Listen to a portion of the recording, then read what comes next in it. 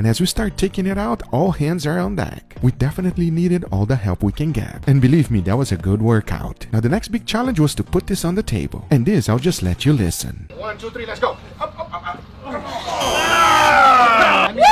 Let's go!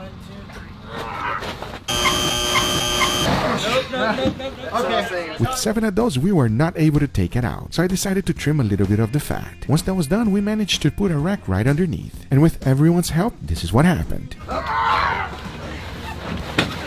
So close. Make it up! Oh, my finger almost got jammed. Let's go! Did it! Divider! Yeah, man. Yeah. That was no joke.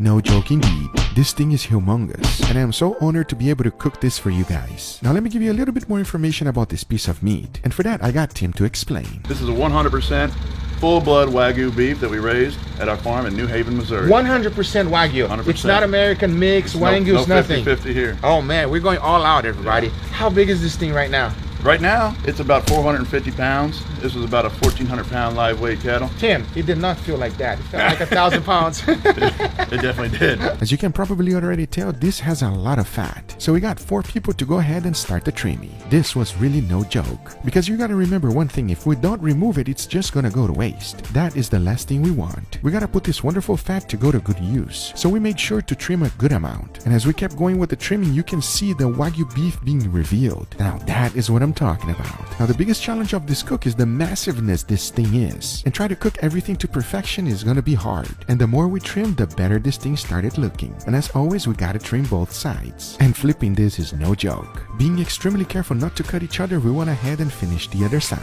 And we had a crazy ridiculous amount of fat left. And as we continued working, it was time to take a break. The first meal was this beautiful Wagyu tomahawk. This should give us a lot of energy to continue the work. Since we had a lot of people, we decided to go ahead and make some tacos.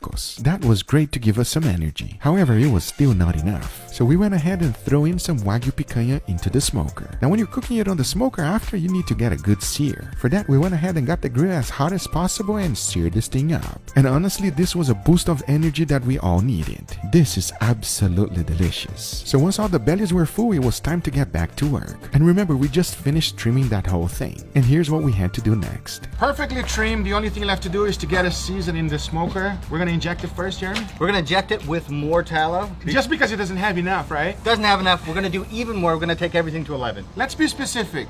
Wagyu tallow. Now I've done an experiment where we inject tallow into the beef, and it does make everything better. You gotta remember, this thing is gonna be cooking for a very long time, so a little bit of fat inside does not hurt. And when I say a little bit, you know what I mean, because as we all know, fat makes everything taste better. Then we went ahead and started with the seasoning, and we're talking about a ridiculous amount of salt. We're using kosher salt because we think that's the best, and it does not matter how much we put, there's no way that we can over season it. Since this is a large piece of meat, there's no way that it's gonna penetrate deeply inside. Wait. Salt Bay? Yeah, why not? That guy. Once the salt was done, it was time for the black pepper. So yeah, this is the most amount of salt and pepper I've ever used in my life. If I'm not mistaken, we used about 8 pounds of salt and 8 pounds of pepper. It is a crazy amount. And to say that we were all exhausted was an understatement. You look tired? Yeah, it's a lot of work, man. This is no joke, everybody. I'm telling you right now. Not at all. Oof. To boost up the energy, it was time to eat once again. And for that, Tim went ahead and made some incredible ribs. They were absolutely phenomenal. A nice, sweet, tangy taste was perfect to boost up the morale. Huge shout out to Joe and Josh. You guys should definitely check them out on the description. We also had some incredible jumbo lobsters. We just threw them in the smoker and chopped them up, because what we really all wanted was some brisket. And this one turned out fantastic. To say that this thing was juicy was an understatement. After that boost of energy, it was time to get back to work. I'll be honest with you, there's no way we can pick this up and put it in there right now. Not gonna happen. I think we should split it into a couple different pieces. That'll help it cook a little faster and make it possible for us to transport it. Because otherwise,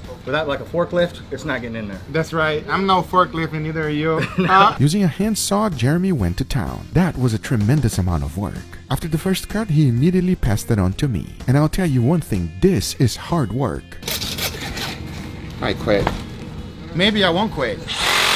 Let's go. because we were finally able to separate the pieces. This thing is humongous, everybody, and as we're splitting everything up, it allows us to see the beautiful intramuscular fat this thing has. As now we have to go ahead and prep the cookers. We're going to be using real wood. Having Joe to manage the fire there was awesome. Firing it up takes quite some time, and you can actually imagine how long it takes to get it up to temp. Talking about that, we are aiming for 250 degrees Fahrenheit, because once that was reached, it was time to throw in all of the meat. And after all of us being extremely exhausted, we went ahead and did our best to put this thing inside. We were all struggling because this was no joke. In the end, with everyone's help, we managed to do it. Remember that we're not only cooking a Wagyu cow, we're also cooking a Mangalista pig. We finally got everything inside of the smoker. How does it feel, Jeremy? Feels good, but I'm tired. I am too. Yeah, it's no joke, everybody. Now it's gonna take a long time to cook this thing, right, Jeremy? Probably about 24 hours. We're gonna be spending the whole night cooking this thing. It's a lot of work. Make sure you guys check out his channel, Mad Scientist Barbecue. I'm gonna put it on the link on the description down below so you can see it right after this video. Because I'll tell you one thing, there's a lot that is gonna be behind the scenes that you guys won't get to see here. I love to explore the science, and so we go through the nuts and bolts of how I cook this thing, and I think you're gonna see some minds be blown by incredible beef that's going to be cooked with a lot of love and for a long time. I couldn't have said any better. You know what I say now? Enough talking, and let's do it.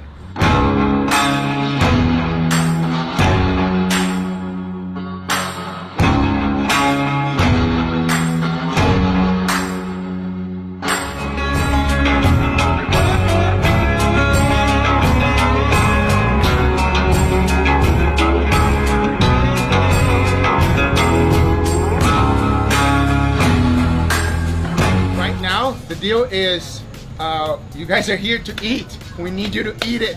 Eat it as much as you want. All right? Yeah. All right. That's enough. Let's do it. All right.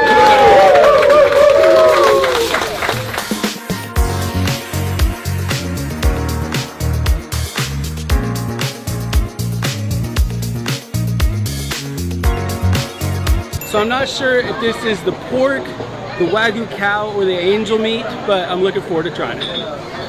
Oh, that's definitely angel. That's definitely angel. It's really good. Really good. It's great. I love it.